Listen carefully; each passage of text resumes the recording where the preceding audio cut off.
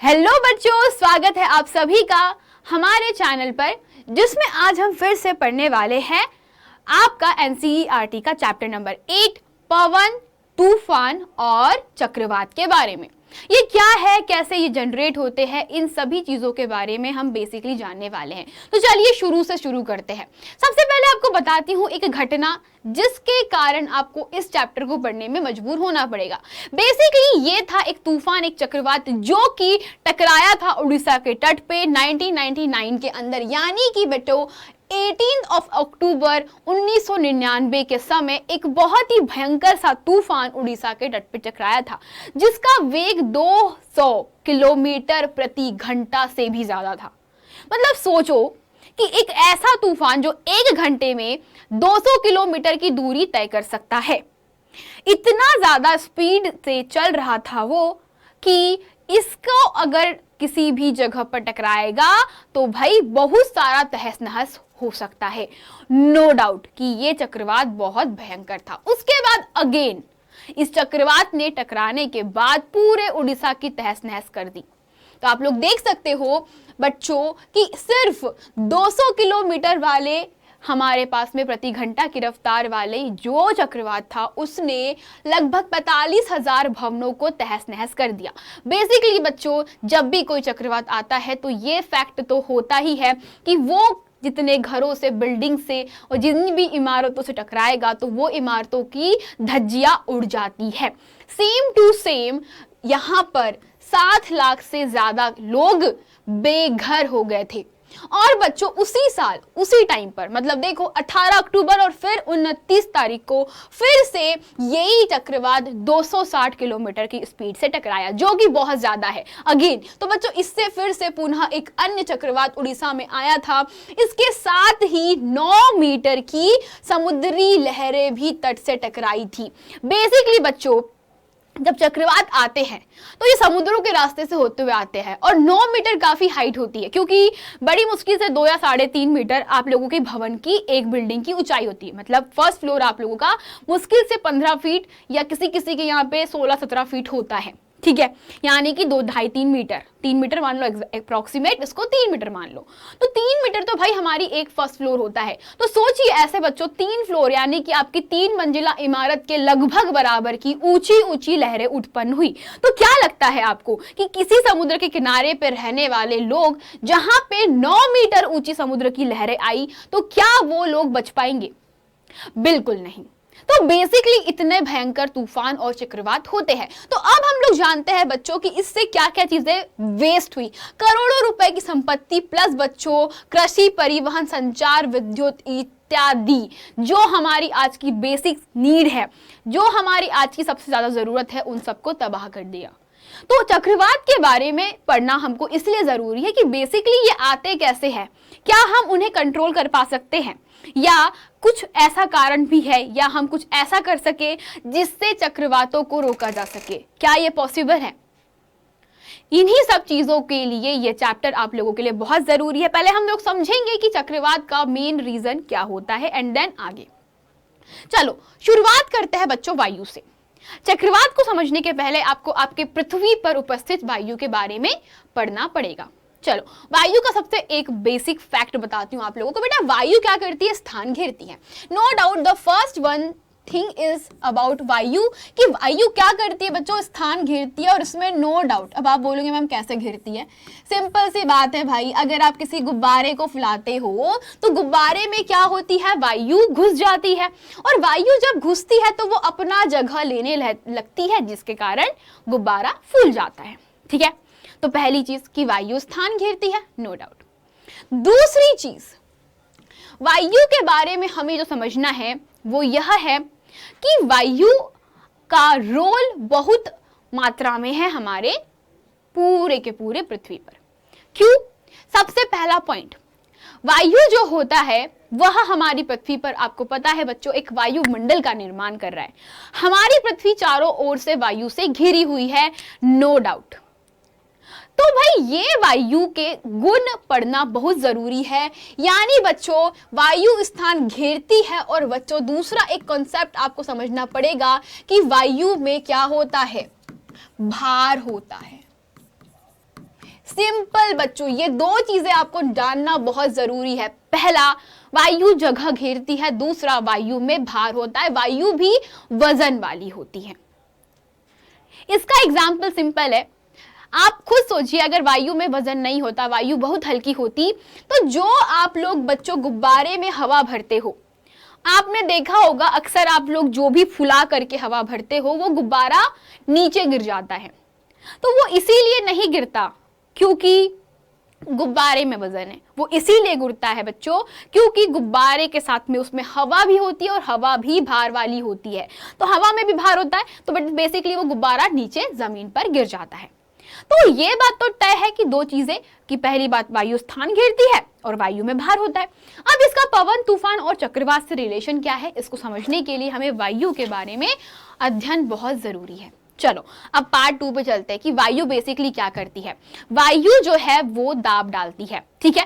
तो वायु का दाब डालना क्या कहलाता है? बेसिकली वायु का दाब डालना होता है बच्चों की, क्योंकि आपको पता है हर वजन वाली चीज के अंदर क्या होता है, एक गुण होता है कि वो पृथ्वी की तरफ आएगी, नो डाउट। और हमारे वायुमंडल की अगर मैं बात करूं तो हमारे वायुमंडल में क्या होता है, ढेर सारी वायु की कण उपस्थित है ना। हम लोग जानते हैं कि हमारी जो भी पृथ्वी है, तो इस पृथ्वी के पूरे चारों दिशाओं में यानी यहाँ पे हर जगह क्या पाई जाती है, वायु होती है। और चूंकि वायु में भार है भाई, तो वायु का दाब डालना तो बनता है। तो वायु क्या करती है बेटा, पूरी पृथ्वी के ऊपर दाब डालेगी, नो डाउट। तो अब आप बोलोगे मैम कि दाब का हमारे पवन, तूफान, चक्रवात से क्या रिलेशन है? बेटा 1 बाय 1 स्टेप बाय स्टेप हमको इनको लिंक को कनेक्ट करना है, और फिर जब आप एक एक चीजों को पढ़ लोगे तब आपको पता चलेगा कि बेसिकली पवन क्या है, तूफान कैसे बनेंगे और चक्रवात कैसे आता है। तो भाई ये बात तो क्लियर है कि वायु दाब डालती है हमारे पृथ्वी पर। तो भाई इस वायु दाब का मैम फिर क्या रिलेशन है ना। चलो देखते हैं। तो ये जो पहला कॉन्सेप्ट है कि वायु दाब डालती है, इसमें आपको सबसे पहली चीज देखना पड़ेगा कि अब वायु का दाब डालने का रीजन है। चलो देख लेते हैं। मान लो ये आप लोगों की पृथ्वी की सतह है, ठीक है। तो भाई ये मान ली हम लोगों ने कि चलो भाई ये आपकी पृथ्वी है। पृथ्वी के हर जगह पर वायु होती है, आपको नो डाउट बच्चों, वायु हर एक बिंदु पर उपस्थित है और इस तरीके से दूर दूर दूर दूर दूर दूर दूर दूर फैली हुई है। और हर वायु के कणों में क्या होता है, वजन होता है। बेटा हर वायु में क्या है, वजन है।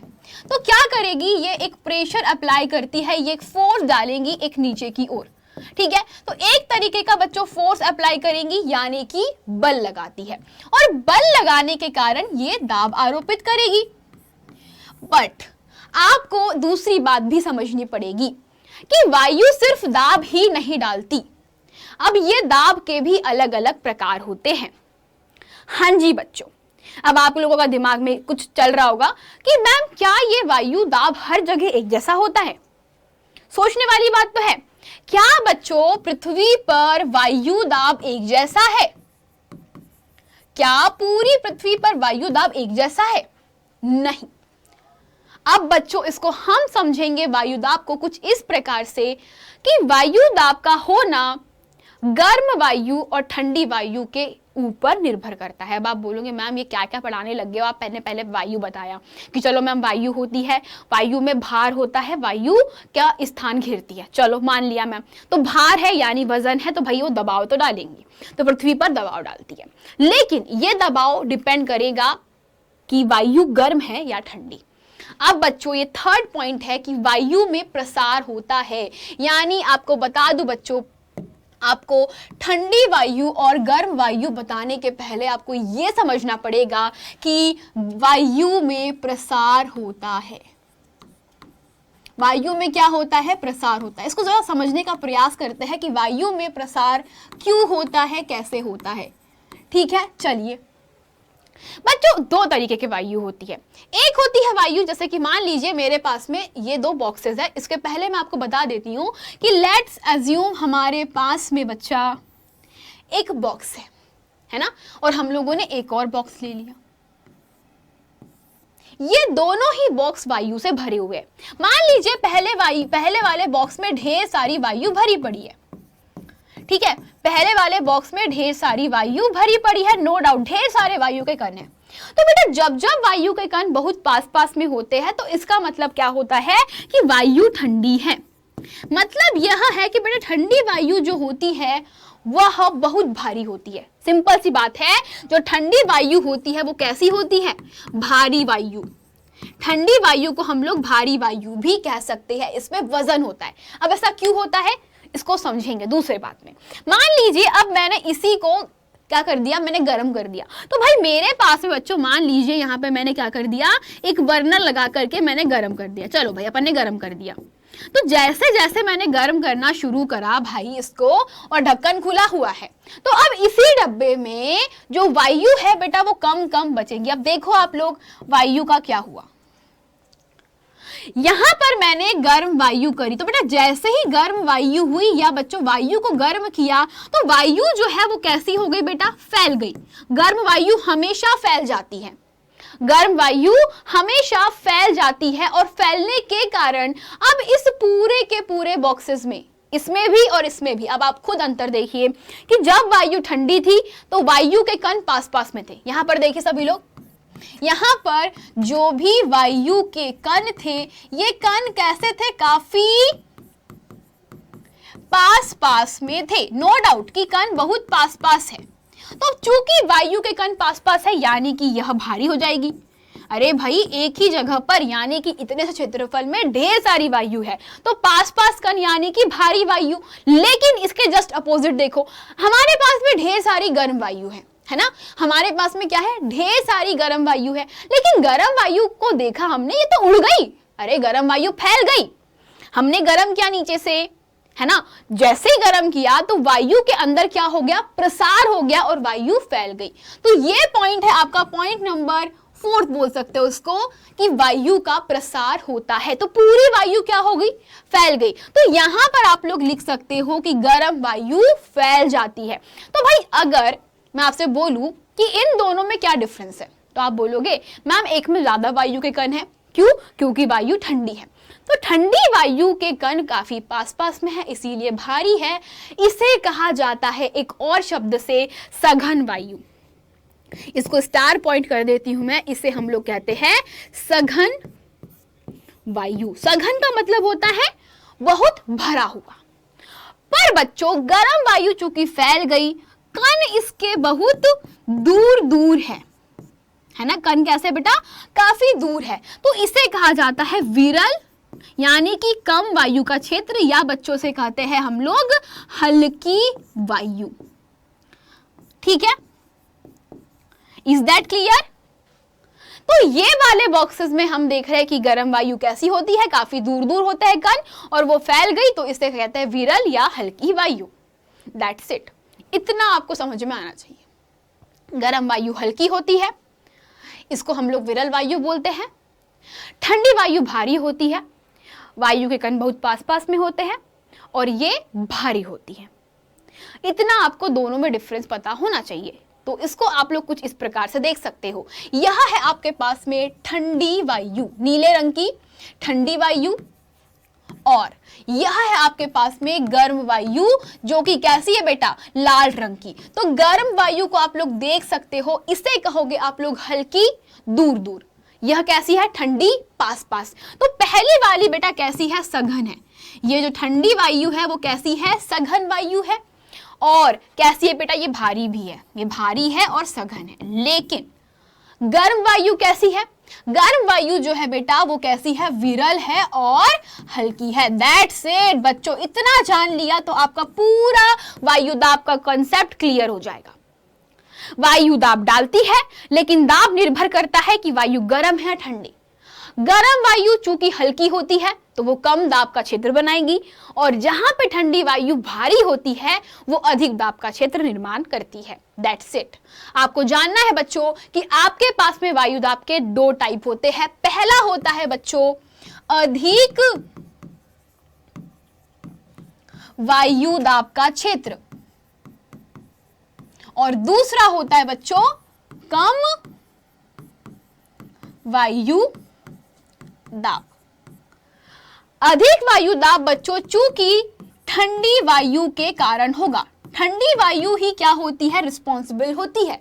क्यों? ठंडी वायु चूंकि कैसी होती है बेटा, भारी होती है, और यह कैसी होती है बच्चा, सघन होती है। तो चूंकि जितनी भारी होगी उतना ज्यादा वायु का दाब होगा। अरे भाई, जहां पर मान लीजिए ये मेरी पृथ्वी है, मान लीजिए ये मेरी पृथ्वी है, और पृथ्वी पर एक ऐसा क्षेत्र है जहां पर ढेर सारे वायु के कण है, ढेर सारे, है ना, ढेर सारे ठंडे वायु के कण हैं। अब खुद सोचो कि अगर कहीं की वायु ठंडी है तो ठंडी वायु के कण कैसे है बेटा, ठंडी वायु के जो कण है वो कैसे है, देखो बहुत पास पास में है। पास पास वाले कण क्या करेंगे बेटा, एक वेट अप्लाई करेंगे, एक भार लगाएंगे, और चूंकि जितने ज्यादा कण उतना ज्यादा भार, तो भार ज्यादा होगा तो भाई दाब ज्यादा होगा, है ना। अगर कहीं पर हमारा भार बहुत ज्यादा है तो दाब भी तो ज्यादा होगा, ठीक है। तो भार ज्यादा, तो आप लोग क्या लिखोगे इसको कि दाब भी ज्यादा। क्लियर? Very good. तो यहां पे अधिक वायु दाब का क्षेत्र बताता है कि आपके पास में यह कैसी है, बहुत भारी है। और रही बात कम वायु दाब के क्षेत्र की, तो बच्चों कम वायु दाब के क्षेत्र में सिंपल सी बात है, अगर यह पृथ्वी है तो पृथ्वी पर क्या होगा बच्चों, पृथ्वी पर आपके पास में बहुत दूर दूर कण रहेंगे। तो यह चूंकि हल्की है तो क्या हो जाएगा, हल्की जो वायु है वह क्या करेगी, कम वायु दाब का क्षेत्र बनाएगी। ठीक है, चलिए, तो भाई ये था हमारा वायु दाब। तो इस प्रकार से आपका अधिक वायु दाब का क्षेत्र और कम वायु दाब का क्षेत्र के कुछ बच्चों पॉइंट्स लिखे हुए आप लोग देख सकते हो। अधिक वायु दाब का क्षेत्र यानी ठंडी वायु अधिक वायु दाब का क्षेत्र बनाएगी, क्योंकि यह बहुत सघन होती है यानी भारी होगी, और इसके वायु के कण प्रति क्षेत्रफल बहुत पास पास में होते हैं, नो डाउट। कम वायु दाब का क्षेत्र चूंकि बहुत ज्यादा गर्म है, और यह कैसी है, ठंडी वायु काफी ज्यादा विरल हो जाती है। सॉरी बेटा, यहां पर आप लोग लिखोगे क्योंकि जो गर्म वायु है वह कैसी होती है, काफी विरल होती है। दैट्स वाई इसके वायु के कण प्रति क्षेत्रफल बहुत दूर दूर हो जाते हैं, इसीलिए कम वायु दाब का क्षेत्र, और चूंकि यह बहुत पास पास में होते हैं तो ज्यादा वायु दाब का क्षेत्र। दैट्स इट बच्चों, इतना आपको आना चाहिए, ठीक है। चलो हम आगे बढ़ते हैं। अब बच्चों पढ़ना है हमको पवन। तो पवन को हम लोग नेक्स्ट टॉपिक में कवर अप करेंगे। तो पवन क्या है, पवन कैसी है, इसको हम लोग अगले टॉपिक में कवर अप करेंगे बच्चों। तो मिलते हैं हम लोग भाग 2 पवन।